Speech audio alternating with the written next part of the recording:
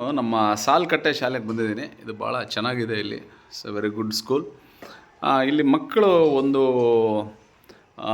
ಏನೋ ಮೆಮೊರಿ ತುಂಬ ಚೆನ್ನಾಗಿದೆ. ಇಲ್ಲಿ ಒಂದು ಭಾರತ ಸಂವಿಧಾನದ ಪೀಠಿಕೆನ ಹೇಳುವಂಥದ್ದನ್ನು ಒಂದು ಹೇಳ್ತಾರೆ. ಅವಳು ತುಂಬ ಚೆನ್ನಾಗಿ ಹೇಳ್ತಾಳೆ. ಸೊ ಹೇಳಮ್ಮ, ಏನಮ್ಮ ನಿನ್ನ ಹೆಸರು? ನನ್ನ ಹೆಸರು ದೀಪಿಕಾ. ನಾನು 6ನೇ ತರಗತಿ ಓದುತ್ತಿದ್ದೇನೆ. ಓಕೆ.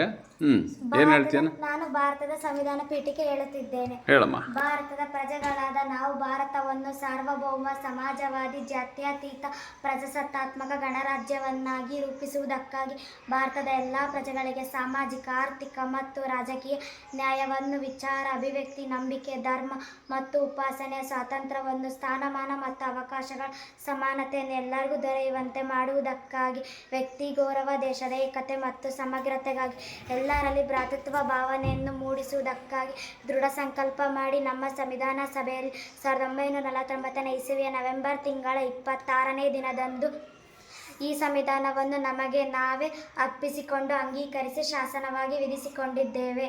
Very good, excellent. ಎಲ್ಲರೂ ಹೇಳ್ತೀರಾ? ಹೇಳಿ ನೋಡೋಣ. ಇಲ್ಲ, ಎಲ್ಲರೂ ಹೇಳ್ತಾರೆ. ಎಲ್ಲರೂ ಕೈ ಮುಂದೆ ಚಾಚಿ ಹೇಳಿ ನೋಡಿ. ಭಾರತದ ಸಂವಿಧಾನ ಪೀಠಿಕೆ.